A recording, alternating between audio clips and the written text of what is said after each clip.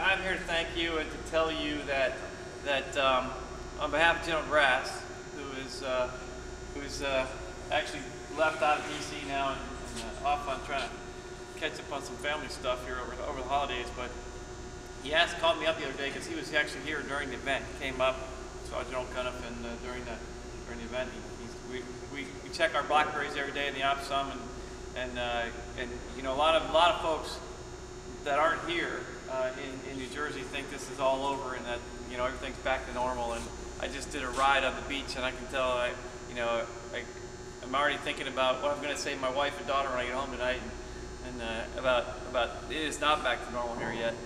But thanks to you, and to let you know that when we're in Washington D.C.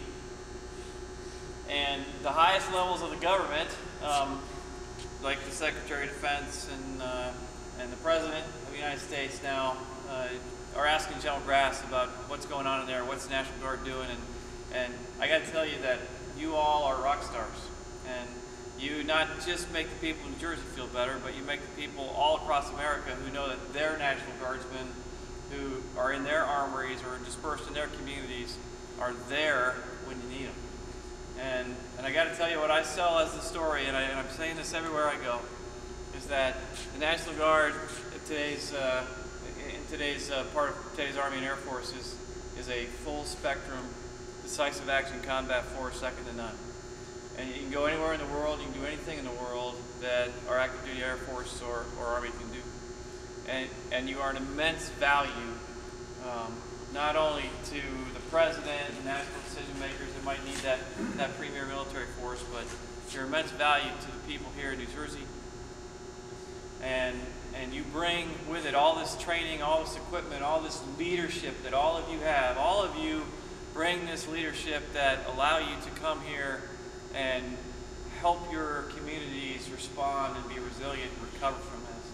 And as the tag so eloquently pointed out, you just make people feel better, because when they see you, and when they see your uniforms, and when they see your Humvees, and when they see the equipment that you bring, and they see the steady presence that you have, knowing that you know what to do when things are bad, knowing you know who to call, knowing that you're going to be able to help the first responders when they're here.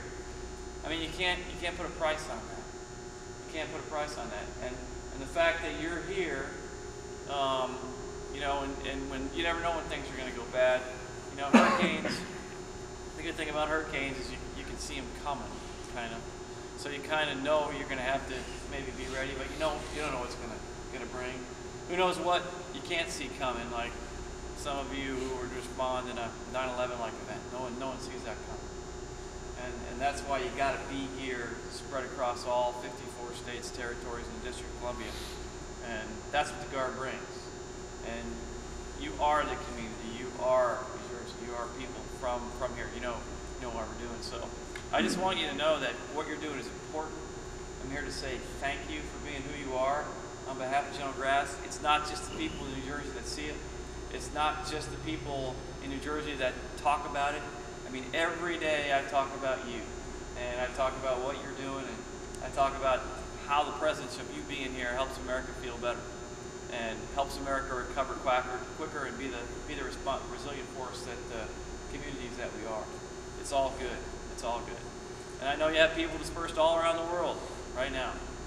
You know, not big numbers now, but I mean, you know, you're ready to do that again. And coming up in about another year, you got another big deployment coming across. We're going to be going around and doing some of that other decisive action combat capability that you bring, over and above what you bring to the people here in New Jersey.